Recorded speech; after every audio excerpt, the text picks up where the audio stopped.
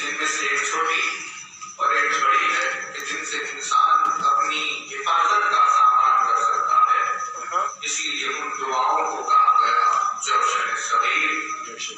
جوشن کبیر. جوشن یعنی ذرا. اور اسناد میں اس کے ذکر ہوگا کہ مسلمان نے ایک وقت جب جہاد میں غزوے میں جب حصہ لیا جب چلے تو اس وقت دشمن کا حملہ ان پر نہ ہو. اس وقت دشمن کا تیروں کا تلواروں کا حملہ ان پر نہ ہو. پروردگار عالم نے اپنے حبیب کے لیے جبریل کے ذریعے سے ایک دعا بھیجی اور فرمایا کہ یا رسول اللہ آپ یہ دعا پڑھ کر دشمن کے مقابلے میں جنگ کے لیے آگے بڑھ جائیں. یہ دعا آپ کے لیے جوشن کا کام کرے. یہ دعا آپ کے لیے جوشن کا کام کرے. لہذا اس دعا سے اپنی حفاظت کرنا. جب جبریل نے اس کی تعلیم اسے نازل کیا اس نے سنا مرسل اعظم کو. کتابوں میں یہ الفاظ لکھے ہوئے آپ کو ملتے ہیں کہ انہوں نے تعلیم دی. جبکہ یہ الفاظ لکھنے کے اعتبار سے کسی کو سمجھانے کے اعتبار سے تشکیل دیے جاتے ہیں. اس کے معنی یہ نہیں ہے کہ جبریل نے رسول خدا کو سکھا دیا. جبریل تو خیر جبریل ہی ہے. تمام ملائکہ نے تسبیح جو کرنی سیکھی ہے اس تسبیح کو بھی اہل بیت کے اطہار سے سیکھنے کی روایتوں سے ہٹ کر آپ کو یہ بھی ملتے ہیں کہ جب 14 معصوم نے عرش پروردگار پر تسبیح پڑھی, معصومین کی تسبیح کو سن کر ان کے چاہنے والوں نے تسبیح پڑھی. اور جب معصومین کے چاہنے والوں نے تسبیح پڑھی تو ان چاہنے والوں کو سن کر ملائکہ تسبیح پڑھی. تو معصوم کی ذات پر کیا سوال اٹھے؟ جو ان کی محبت میں غرق ہو جاتا ہے انہیں جبریل انہیں ملائکہ کو سکھانے کا شرف حاصل ہوتا ہے. انہیں کئی ساری ایسی چیزیں ہیں جو ملائکہ نے اہل بیت کے چاہنے والوں سے حاصل کی. تو رسول اعظم نے پوچھا کہ بھائی وہ کون سی دعا؟ جبریل نے جوشن کبیر سنا. اس سبب سے اس دعا کا نام رکھا ہے جوشن کبیر. اب اس میں ترتیب یہ ہے کہ پروردگار عالم کے نام کے ذریعے سے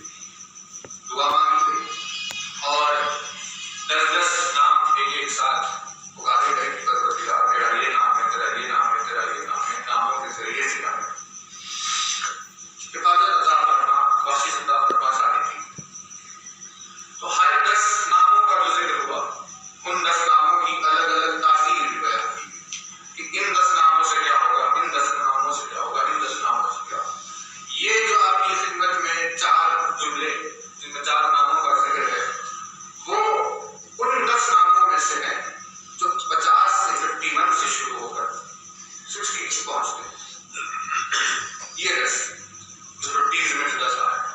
ان 10 ناموں کی خاصیت یہ بتائی گئی کہ یہ 10 نام وہ ہیں کہ جن کو پڑھتے رہنے سے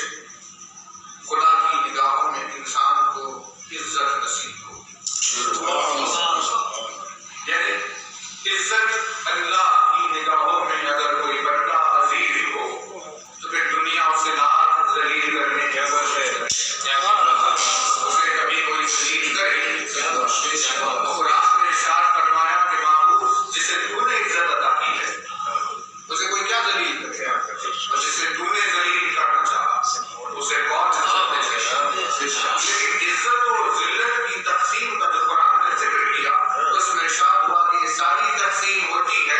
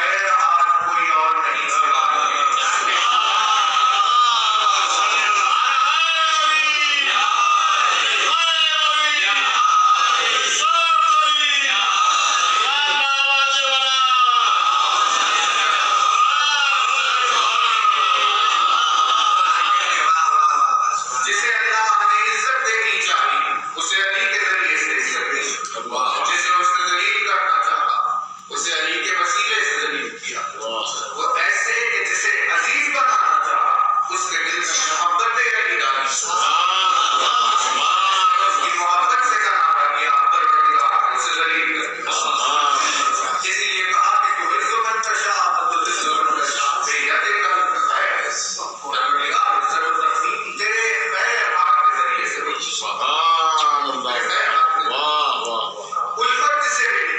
جس نے الفت کے دامن کو تھا عزیز ہوا، جس نے اس الفت کے دامن کو چھوڑا وہ ذلیل ہوا۔ تو اب یہاں جوشن کبیر میں جن 10 ناموں کا تذکرہ ہے جس کے سبب سے بندہ خدا کی نگاہوں میں عزت والا بنتا ہے، اس کی بات صاف ہو گئی کہ وہ 10 نام کا باطن کس ذات کی طرف اشارہ ہے، کس ذات کی طرف اشارہ ہے۔ توجہ ہے کہ یہ وقت تو ایسے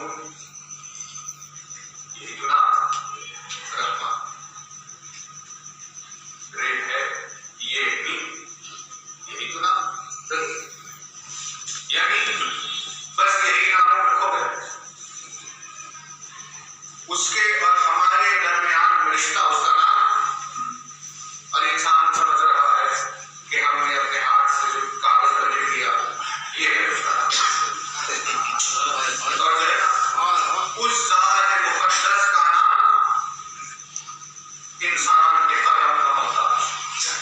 جاتے توحید کی عظمتیں کہاں سے کہاں آ گئی ہے نا. اب رہی بات الف بے تے سے، جو الف بے تے سے یا اے بی سی ڈی یا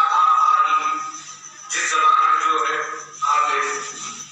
2 3 4 حساب و کتاب کے لیے، نام اور الفاظ کے لیے، آواز کے لیے، ان تمام چیزوں کے لیے جتنی چیزیں ہیں یہ سب ہے ایجاد. سب ایجاد ہے نا. ان کی 1 2 3 4 ایجاد، الف بے تے سے ایجاد، یہ ساری زبانیں ہیں.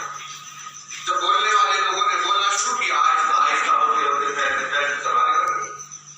جب زبانیں بنے قاعدے بن گئے، ساری چیزیں ہوئی. ایک جب آج کے دور پر پہنچتے پہنچتے ایک وسیع ترین عنوان بن گیا تھا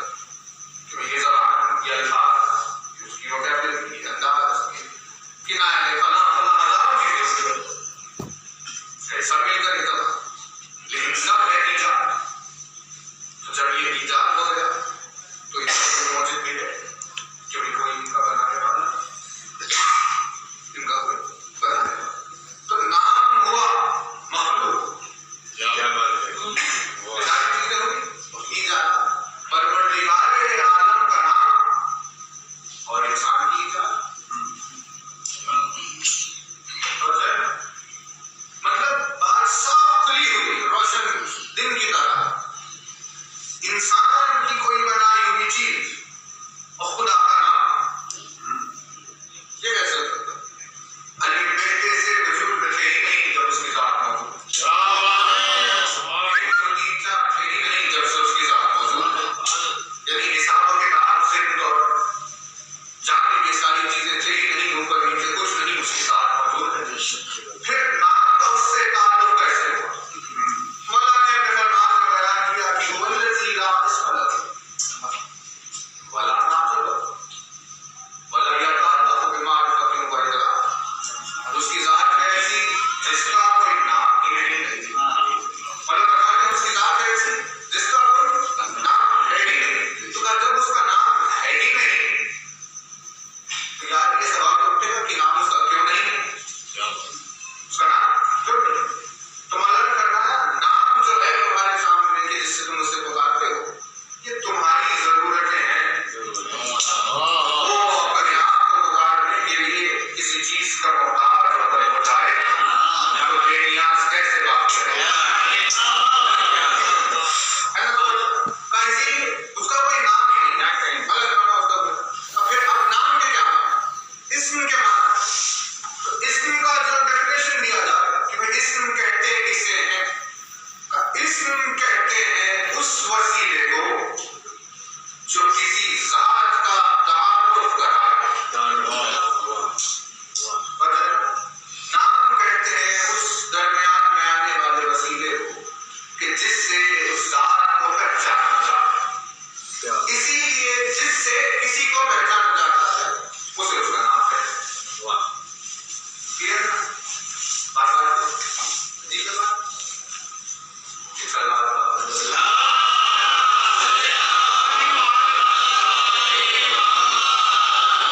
مثال دے دیجیے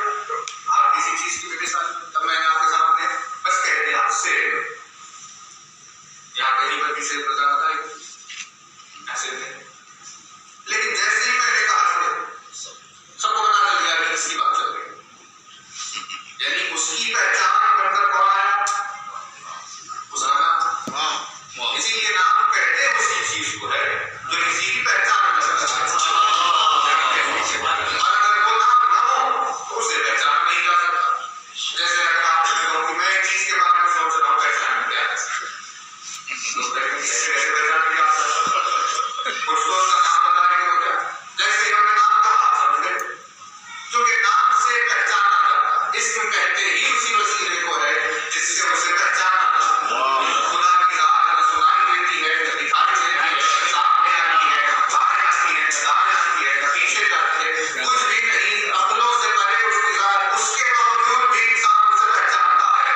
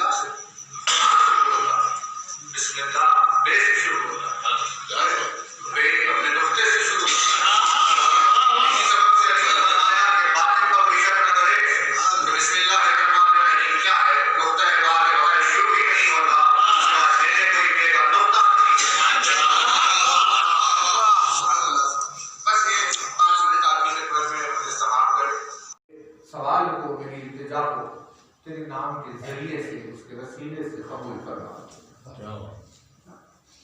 اور 1000 نام پروردگار عالم جو سنے کبھی ایک کے بعد ایک کے بعد ایک کے بعد ایک، جن میں سے اسے یوں پکارا گیا 51 کہ یا من اے وہ ذات فی السماء عظمت، توجہ ہے بس ان دو مثلوں پر دو جملوں پر تمام کرے انشاءاللہ وہ آنے والے دوسری مجلس میں، یا من فی السماء عظمت یا من فی الارض آیات، یہ در حقیقت میں وہ پچھلی گزری ہوئی 3-4 مجالس سے آپ کی خدمت میں عنوان چل رہا ہے، اسی سے جڑتا ہوا ہے، ادھوری رہ گئی باتیں، اسی لیے اسے یہاں پورا کرنے کی کوشش ہے کہ اے وہ ذات کہ آسمان میں جس کی عظمتیں موجود ہیں، اے وہ ذات آسمان میں جس کی عظمتیں موجود ہیں، اور اے وہ ذات کہ زمین پر جس کے دلائل موجود ہیں۔ دو لفظ ہیں جو جوشن کبیر میں استعمال کیے، دو لفظ عظمت اور آیت۔ یا من فی السماء عظمت، عظمت یا من فی السماء عظمت، اور یا من فی الارض آیات، اے وہ پروردگار کہ جس کی عظمت آسمان میں ہے، اور اے وہ ذات کہ جس کی آیت زمین میں، اے وہ ذات جس کی عظمتیں آسمانوں میں، آسمان میں، اور اے وہ ذات جس کی آیتیں زمین میں۔ اب یہاں ان دونوں میں پروردگار کی آیت کے ظاہر و باطن کا ذکر ہے نا، عظمت آسمان میں، آیت زمین میں، یعنی بہت توجہ ہے اس میں نظارت کیا کہ پروردگار نے اہل زمین کو اپنے وجود کی آیتوں سے خالی نہیں رکھا۔ خدا کی ذات کیسے پہچان؟ ہم تو زمین پہ رہتے، فرشتے بھی نہیں کہ آسمانی ماحول کو دیکھ کر پہچان کرتے، کیا زمین پہ رہنے والوں کو کیسے معلوم؟ تو واضح ہوا کہ پروردگار نے جب زمین والوں سے اپنی توحید کا تقاضا کیا تو عدل ضروری ہے، بغیر کسی دلیل کے سوال نہیں پوچھے گا، لہذا زمین کو اس نے اپنی آیتوں سے بھر دیا، اور جو ہے زمین کو اس نے اپنی آیتوں سے بھر دیا۔ یا من فی الارض آیات، زمین پر جس کی بے حساب آیتیں، اگر یہاں رہنے والے کو کی عقل نے سوچنا شروع کیا کہ آخر پروردگار کے ہونے کی دلیل کیا ہے، کیا چیز ہے جو اس کی طرف اشارہ کر رہی ہے، تو روئے زمین پر سینکڑوں حساب سے باہر ایسی آیتیں موجود ہیں جو اس کی طرف اشارہ کرتی ہیں۔ لیکن مدح کائنات نے نہج البلاغہ میں جیسے اس کی شرح فرماتی، مدح فرماتے ہیں کہ زمین پر موجود پروردگار عالم کی نعمتیں کتنی گراں قدر اور پختہ ہے، اور جو ہے مدح نے کہا زمین پر موجود جو اس کی نعمتیں کتنی پختہ، کتنی ہمگیر، یہاں پر ہماری ضرورت و توانائی کے لیے ہر چیز کے لیے جو پیچھے ذمہ دار ہے وہ زمین کی نعمت بے حساب کے جن کے آگے عقل حیران ہو گئی، ایسی نعمتیں اتنی کثیر ہیں۔ دوسرا جملہ مولانا نے کہا اتنی نعمتیں اس کے آگے عقل حیران ہو جائے، حیرت میں پڑ جائے، اس کے باوجود ان نعمتوں کے آگے کتنی مختصر ہے جس کا وعدہ اس نے آخرت میں کیا ہے، ان کے آگے کتنی مختصر، حالانکہ یہاں اتنی ہمگیر و پختہ ہے کہ کوئی چیز ایسی نہیں ہے، ایسی ہماری کوئی ضرورت جس سے زمین کی کوئی نعمت پوری نہ کرتی، ہر چیز کو گھیر لیا، اس کے باوجود آخرت میں موجود نعمتوں کے آگے کتنی مختصر معلوم۔ تو اب علی نے بتایا کہ زمین پر نشانیاں اس کی موجود ہے کہ جو تمہاری عقل کو دعوت فکر کر دے گی، تمہیں توحید کی طرف موڑ دے گی، لیکن یہ جو زمین پر تمہاری آنکھوں کے سامنے موجود ہے یہ اس کی نعمت کی حقیقت نہیں اور جو ہے نا میری بات تمام ہو گئی اور جو ہے یعنی جیسے کہ ذکر ہوتا ہے قرآن مجید میں جنت والوں کہ میں ان کے لیے پھل ہے میرے ٹھیک ہے اور ہم یہاں بھی میرے کھاتے آپ نے آم کھائے انار کھائے ساری چیزیں تو کہا کہ یہ میرے جنت میں بھی لیکن اگر انسان یہ سمجھے کہ ویسا ہی عام جنت میں ہے جیسے یہاں تھا تو اس نے غلطی کی کیونکہ جنت میں عام موجود ہے اس کی کیفیت ہی کچھ اور دنیا میں موجود ہے لیکن جو دنیا میں موجود ہے وہی جب اتنا لذیذ ہے وہی جب اتنا فائدہ بخش ہے کہ جس آم کے آگے انسان کی عقل جھک جائے کہ کتنی عظیم نعمت پروردگار نے عطا کر دی جب دنیا میں اس کی نعمت کی وسعت یہ ہے تو پھر جنت میں کیا ہوگا تمہیں جنت میں کیا تو پتہ چلا کہ زمین پہ آیت تو موجود ہے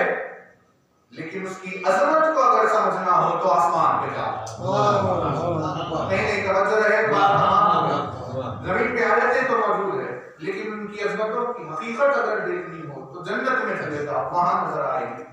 ویسے ہی کوئی دلیل نہیں ہے ایسی جو اللہ نے زمین پر نہ بھیجی ہو لیکن ان دلائل کی حقیقت کا اگر دیدار کرنا چاہتا ہے کوئی تو اسے آسمان کی طرف جانا ہوگا اور جب وہاں جائے گا تو اسے اس کی عظمت سمجھ میں آئے گی کتنی عظیم چیز ہے یہ ہمارے سامنے دنیا میں یہ کیسی تھی اور اس کی حقیقت جو آسمان پر وہ ہمارے سامنے آج کل ہو رہی ہے وہ کیسی ہے یہی وہ دو جملے جو روشن کبیر میں کہ زمین آیتیں اور آسمان پر ان کی عظمتیں موجود ہے اس روئے زمین پر پروردگار عالم کی جو سب سے بڑی آیت کہ جس نے اس روئے زمین پر قدم رکھا ہے وہ علی کی ذات ہے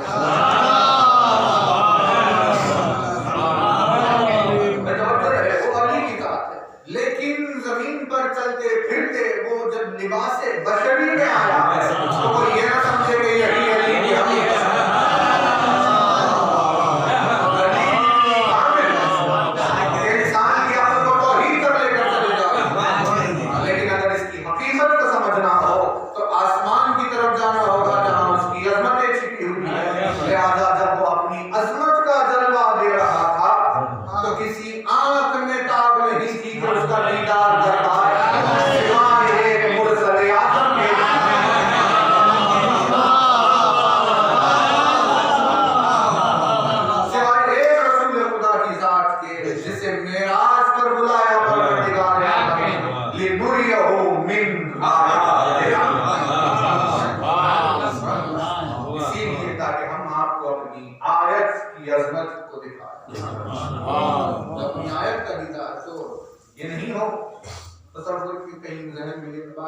جیسے دیدار معراج زمین پر علی کا ہوا ویسا ہی معراج علی کا ہوا زمین پر آیتیں ہیں ساری توحید کی طرف بلانے ان کی عظمتوں کا اگر دیدار کرنا آسمانوں کی طرف جانا بہرحال قیامت خیز دعا ہے جو مومنین کو تعلیم دی گئی انشاءاللہ آپ کی خدمت میں آنے والے ایام میں کہیں موقع اگر مل جائے تو جشن کبیر پر آپ خدمت میں ذکر کریں گے یہ عظمتوں کا تذکرہ ہے آسمانوں پر زمین پر اس کی آیتوں کا دلائل کا جو تذکرہ ہے 10 ناموں سے انہیں گنایا گیا ان 10 ناموں کی خاصیتیں بتائی گئی کہ جنہیں ان 10 ناموں کی تلاوت کی عادت ہوتی پروردگار انہیں عزت عطا فرماتا اس کی نگاہوں میں صاحبان عزت ہوتی جس کی زبان پر تسبیح علی ہو وہ نگاہ خدا میں صاحب عزت روایات میں قیامت کے بس ایک روایت کو مجلس تمام کر دے مومن کے خلق کو اس آنکھوں کو نم کرنے کے لیے کوئی شدید تکلیف و مصیبت کا بیان کرنا ضروری نہیں نازک مزاجی اسی کو کہتے ہیں نازک مزاج وہ ہے کہ ہلکی سی بات کو بھانپ لے سمجھ لے اس پر ہی گریا اور داری میں مصروف ہے نا اسی سبب سے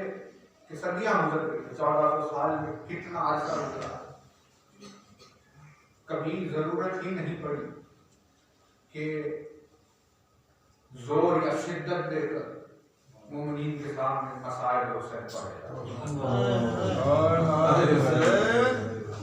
نازک کیوں ہوتا ہے؟ اس لیے کیونکہ جب دل ہی نازک ہے، جب قلب ہی ہوتا ہے، یہاں نام لیا کہ حسین کی غربت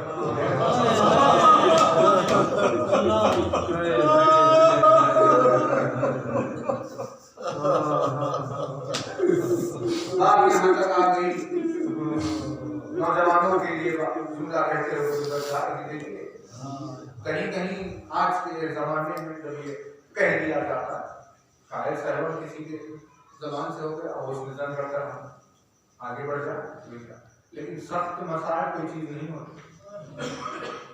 سخت مسائل اور آسان مسائل کوئی چیز نہیں ہوتی، مسائل مسائل اور مومن کو رلانے کے لیے کوئی چیز ہی نہیں ہے جب سخت مسائل، بس اتنا کیا رونے کے لیے کافی نہیں ہے کہ حسین کی اولاد کیا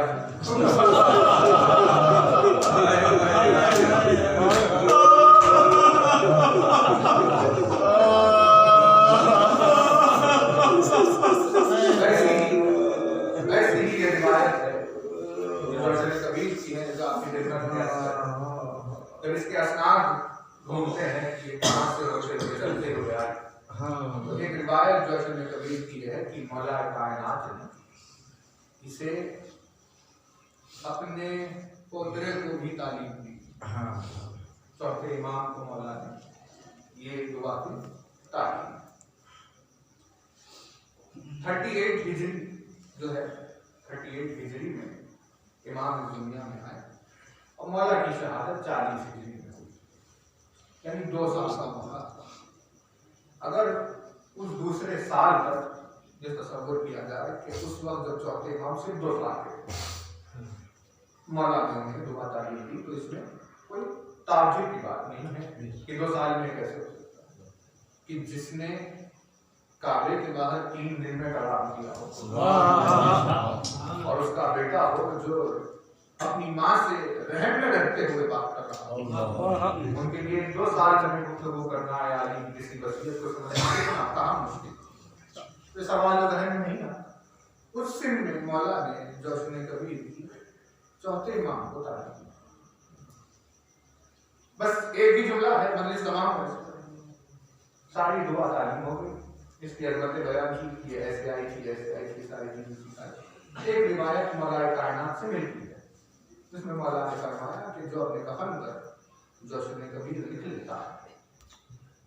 تو پروردگار عالم جنت میں نعمتوں کا وعدہ کرتا ہے جس کے کفن پر لکھی ہوئی، اور برزخ کے تمام مراحل جو ہے اس کے لیے بہت آسان ہے ساری اسی میں مولا نے کہا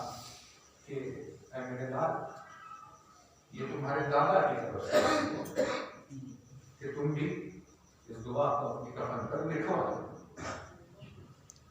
مسائب تمام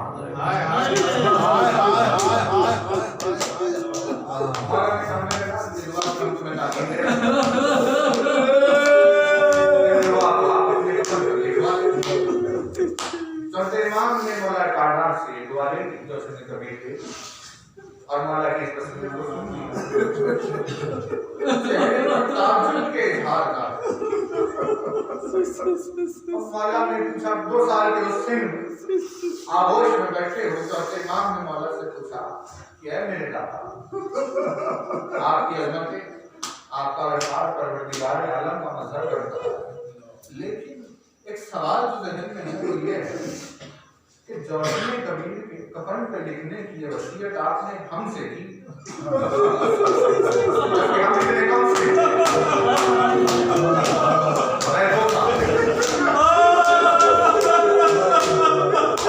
ہمارے بابا حسین